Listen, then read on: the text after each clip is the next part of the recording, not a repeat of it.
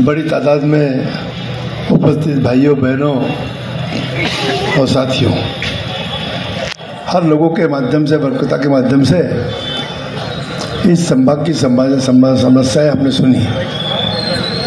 कैसा शासन चल रहा है। आपको एक बात को जरूर जिक्र करना चाहूँगा संजय सिंह जी, कि देश के अंदर में 10 वर्ष पहले जिस नेताओं ने देश को झूठे वादे किए और झूठे वादे करने के बाद में सत्ता में आए और कुछ अच्छे लोगों को भी दुरुपयोग, अपने सत्ता का दुरुपयोग करके कुछ दिन जेल में भेजने का भी काम किया। हमारे पार्टी के नागपुर के नेता का नाम है जिस्वानी देशमुख साहब, जिनको 14 महीने जेल में रहना पड़ा। बहुत लोगों को हक किया गया। इसमें कितना अन्याय है लोकतंत्र का समझिए। ये देश ने स्वीकारा 2 विचारधाराएं, महात्मा गांधी और डॉक्टर बाबा साहब अम्बेडकर। ये दोनों ने इस देश को दिशा देने का काम किया। नेताओं में बहुत लोगों ने प्रगति की, पर जो देश को पढ़ाया हुआ कई उन लोगों को भी जरूर याद करना पड़ेगा। संजय सिंह जी, आप बरवेजी के इलेक्शन में बूटीवरी में आए थे। वह भी क्षेत्र हमारा ही है। आज यहाँ भी आए, ये भी क्षेत्र हमारा है। यहाँ पर MIDC और वहाँ भी MIDC थी। देश के सारे प्रांतों के लोग यहाँ अपने रोजगार के यहाँ आए हुए हैं। बहुत सुख से चैन से यहाँ रहते हैं वहाँ पे। पर इस संभाग के विधायक ने 10 वर्ष में कोई ज़्यादा काम किया, इसका आप मुझे खुदा नहीं। जनता साक्षीदार है। मुझे कोई आरोप वाली बात कभी करने का नहीं, पर आरोप करना ही पड़ता है। आप सारे साक्षीदार हैं। ना समस्या पानी की छुट्टी दूर हुई, ना और कोई। जैसे कि वैसे अपन रहे। कितने साल आपको को बर्बादी सोचना पड़ेगा। इस राज्य के मुख्यमंत्री ने, जब देवेंद्र जी फडणवीस थे, जो नागपुर में देवाभाव के बोर्ड लगे भी, देवाभाव ने बहुत वादे किए और देवाभाव को बात करने के बाद में महाराष्ट्र की जनता बहुत सतर्क है। ये शिवाजी महाराज, शाहू महाराज, छत्रपति डॉक्टर बाबा साहब अम्बेडकर, ज्योतिबा फुले, इन तत्वों पे चलने वाला महाराष्ट्र है। संस्कार और संस्कृति महाराष्ट्र में है। इन विचारों को बोलने का काम ही यहाँ पे खास तौर पे बीजेपी के लोगों ने किया। आपको 2 परिभाषा बोलूँगा कि धर्मनिरपेक्ष की बात हमारे देश की बहुत लाडली नेता स्वर्गीय इंदिरा गांधी जी किया था। उन्होंने कहा था कि इस देश में सर्वधर्म भाव की सब व्यवस्था होना चाहिए और संघ की भूमि यहाँ रहने के कारण भारतीय जनता पार्टी वाले बोलते हैं, मनवादी लोग, कि यहाँ पे ये रीति नहीं चलेगी। आप समझ लीजिए बात। और इस दृष्टिकोण से सोचना हमको। जब इस देश में डॉक्टर बाबा साहब ने घटना लिखी, तब कहा गया है कि जनता, देश के कोई भी कोने का आदमी कोई भी कोने में जा रख सकता है, उसको कायदे के हिसाब से उसको सुरक्षा मिलेगी। इसमें नई बात क्या है? ये तो हक है आपका यहाँ पे रहने। ये सारी बातें आपको सुन रहा है। और जिस प्रकार से आपने लोकसभा में देश की सरकार को बदलाने के लिए पूरे देश की जब पार्टियां एक जगह आई, छोटे छोटे प्रादेशिक पक्ष, उसके अंदर सारे पक्ष के नेता थे, पर ऐसा कभी एक पक्ष नहीं टूटा कि जिन्होंने अपना पक्ष का माघार लेके बात की। और तभी अपन ने लोकसभा की थोड़े कम वोटों से चरम सीमा में पहुंच पाए। पर मोदी जी को एक तरफा लेने का देश में निर्णय लिया। थोड़ा सा कुबड़ी सरकार है, 2-3 लोगों का उन्होंने सहारा लिया है। इस प्रकार का सरकार राज्य में वैसे ही चला है। 3 पार्टी की सरकार बनी। संजय सिंह जी, शिवसेना में महाविक्रम होती, शिवसेना को फोड़ी। शरद चंद्र पवार साहब हमारे पार्टी को फोड़ा, अजित पवार साहब को, यहाँ पे शिंदे साहब को फोड़ा, और भारतीय जनता पार्टी सत्ता में आ रही है। अब कैसा सत्ता चल रहा मालूम नहीं। अभी जब लोकसभा के परिणाम बाजू में आए, तब इनके दिमाग में आया 1 महीने के बाद में कि हमने अभी क्या करना चाहिए। तो संजय सिंह जी यहाँ पे उन्होंने लाड़की बहन योजना चालू किया, और ये लाड़की बहन योजना के माध्यम से लगा उनको कि हमको महीने हमको 1500 रुपये महंगाई बढ़ी, बिजली बढ़ी, पेट्रोल बढ़ा, सारी बातें बढ़ी है। 1500 रुपये कहाँ होना है। अब हमने मैनिफेस्टो दिया है, ज़्यादा वो समझ नहीं होगा। हम भी पांच चीज़ों का आपको वादा करते हैं कि महाविकास आघाड़ी की सरकार आएंगी तो महिलाओं को 3,000 रुपये देने वाले हैं। महाविकास आघाड़ी की सरकार आएंगी तो महिला का बस प्रवास हम फ्री करने वाले हैं। अभी आधी टिकट रखती है। युवक बेरोजगार है उनको हम 4,000 रुपये महीना देंगे और हर वर्ष गारंटी के साथ में 2.5 लाख लोगों को नौकरी मिलेगी। किसानों का कर्जा 3 लाख माफ करेंगे। इस देश पे किसानों के बारे में सोचने वाले केवल शरद पवार साहब है। जब उन्होंने मनमोहन सिंह साहब को मांगा मुझे केवल कृषि मंत्री बनाइए तो 72,000 करोड़ का कर्जा माफ करने का काम आदरणीय पवार साहब ने किया। महिलाओं का आरक्षण देके 40,000 न्याय दिया। 50% की महिलाएं जाए महिला में। इस बात के अनेक निर्णय राज्य के हित में, राज्य की दृष्टि से और राज्य को एक संग रखने के लिए किए गए। ये सारी बातें की आदरणीय पवार साहब ने, आदरणीय राहुल गांधी साहब ने और ये उद्धव ठाकरे साहब ने। सारे लोगों ने विचार वही करना है। और इस भारतीय जनता पार्टी से जो होने वाला अन्याय, आमदार से की हुई परेशानियाँ, ये सारी दूर करने के लिए अब आपको आपका अमूल्य मत 20 तारीख को मेरा चिन्ह है तुतारी, नया चिन्ह है साथियों, उसका प्रचार घर घर जाके करो। बहुत लोगों मालूम है अपनी घड़ा नहीं है, घड़ा का चिन्ह भी नहीं रहेगा। और महाविकास आघाड़ी के अंदर में कांग्रेस है, इनके भी चिन्ह नहीं रहेंगे। इसलिए वो तुतारी पे 3 नंबर पे बटन दाब के मुझे आशीर्वाद दे, यही मैं कहूँगा। और आज आप सबको एक बात से जागरूक करता हूँ कि आज बहुत बड़े आदमी की देश के बिरसा मुंडा जी की आज जयंती है, उसको भी उनको अभिवादन करके सारे हमारे आदिवासी बंधुओं को शुभेच्छा देता हूँ और यहीं के विचारों को विराम देता हूँ। धन्यवाद।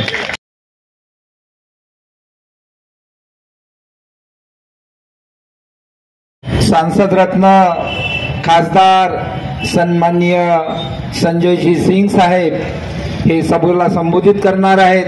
तत्पूर्वी आपण जोरदार नारा देऊया। संजयजी सिंह साहब आगे बढ़ो,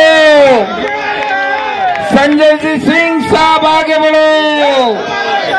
आज हमारी संजयजी सिंह साहब की सभा देखकर यहाँ के विरोधियों और सत्ताधारियों ने भी यहाँ पर छल किया है। ये लाइट कल तक चालू था, ये सभा को देखते हुए और यहाँ की जन समुदाय को देखते हुए उन्होंने आज यह लाइट बंद किया है। साहब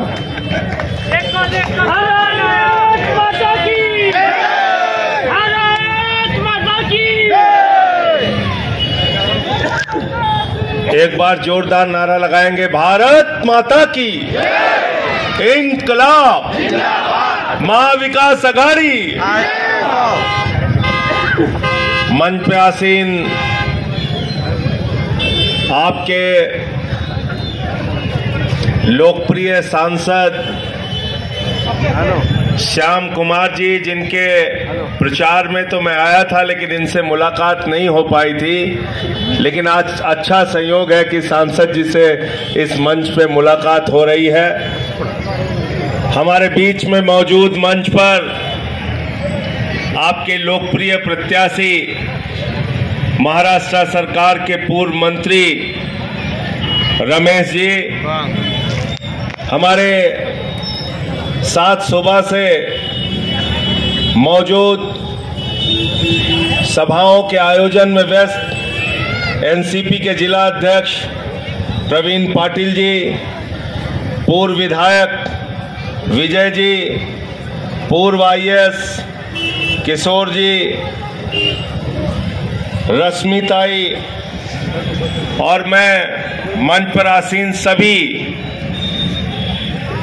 पार्टियों के, चाहे वो कांग्रेस पार्टी के नेता हो, एनसीपी के हो, शरद पवार जी की पार्टी के, उद्धव बाला साहब ठाकरे जी की पार्टी के, आम आदमी पार्टी के सभी कार्यकर्ताओं का, सभी नेताओं का हृदय से अभिनंदन करता हूं, स्वागत करता हूं इस सभा के अंदर। साथियों और दोस्तों, 20 तारीख को आपको अपना वोट देने के लिए जाना है। और लोकतंत्र में ये बहुत बड़ी ताकत बाबा साहब डॉक्टर भीमराव अंबेडकर जी ने आपको दी। बाबा साहब ने ये ताकत दी आपके उंगली के इशारे में। आप जिसको चाहते हैं वो विधानसभा में जाता है, आप जिसको चाहते हैं वो संसद में जाता है, आप जिसको चाहते हैं वो मंत्री बनता है, आप जिसको चाहते हैं वो मुख्यमंत्री बनता है, आप जिसको चाहते हैं वो प्रधानमंत्री बनता है। लोकतंत्र के असली मालिक आप हो। आपको महाराष्ट्र की तकदीर बनाने के लिए वोट करना है।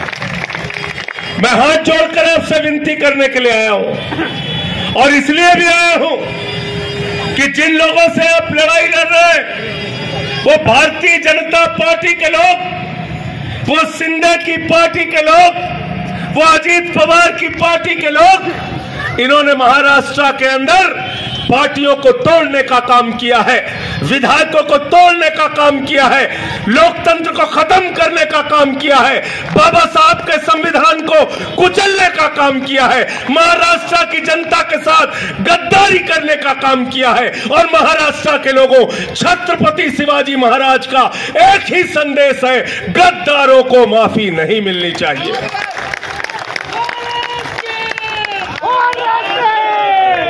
माफ करोगे क्या, बताओ हमको? माफ करोगे क्या गद्दारों को? माफ करोगे क्या? याद है ना प्रधानमंत्री जी ने क्या कहा था? उन्होंने कहा था अजीत पवार ने 70,000 करोड़ का घोटाला किया। फिर अजीत पवार को गले लगा लिया। बीजेपी वालों ने कहा, देवेंद्र फडणवीस ने कहा अजीत दादा चक्की पिसिंग पिसिंग पिसिंग। सुबह 6:30 बजे मैं देख रहा था शपथ ले रहे हैं, मिक्सिंग मिक्सिंग मिक्सिंग कर,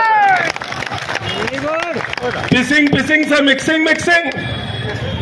फिर बोले छगन भुजबल ने भ्रष्टाचार किया, उसको उठा के मंत्री बना दिया। फिर बोले हसन मुशर्रफ ने भ्रष्टाचार किया, उसको बना के मंत्री बना दिया।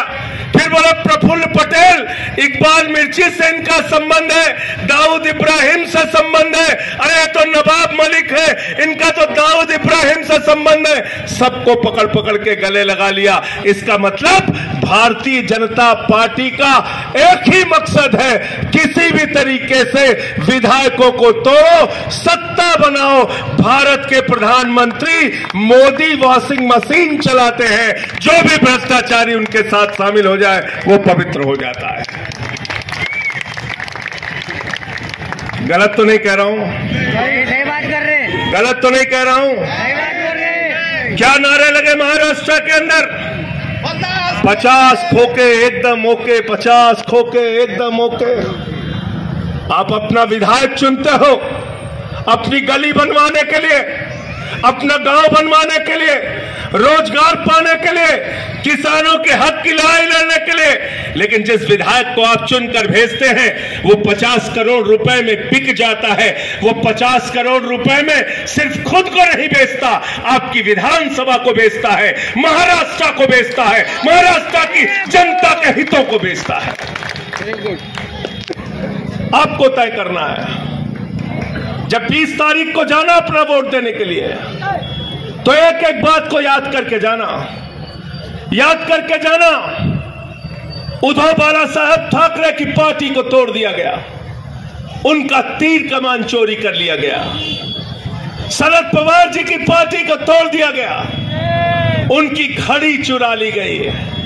मैंने अब तक सुना था कार चोर होते हैं, बाइक चोर होते हैं, सोना चोर होते हैं, लेकिन ये भारतीय जनता पार्टी वाले पार्टी चोर है, पार्टी चोर। किसी का तीर कमान चुराते हैं, किसी की घड़ी चुराते हैं।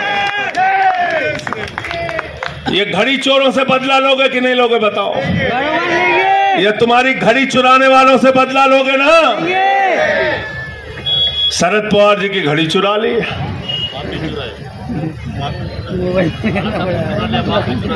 और तीर कमान चुरा लिया बाला साहब ठाकरे जी का। तो ये पार्टी चोर लोग हैं। चुनाव आया है, तो ये नहीं बताते कि महाराष्ट्र में बच्चों के लिए स्कूल कितने बनाए। आपको ये नहीं बताते कि सरकारी अस्पतालों की सुविधा कितनी बढ़ाई।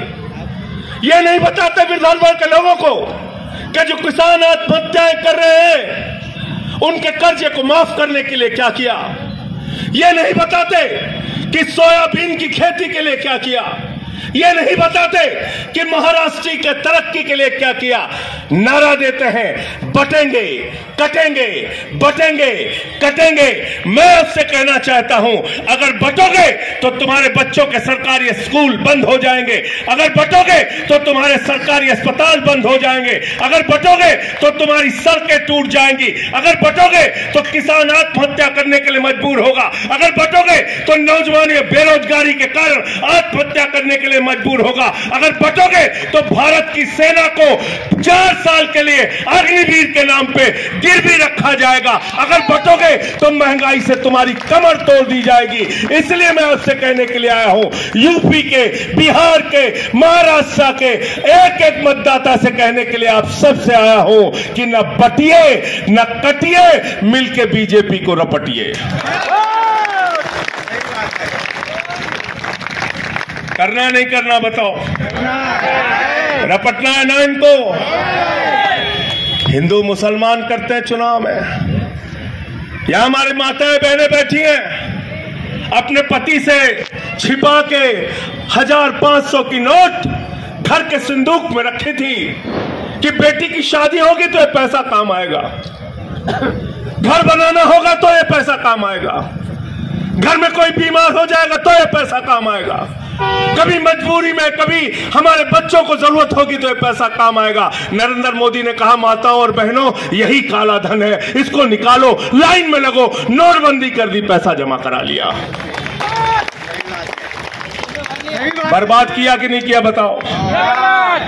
बर्बाद किया।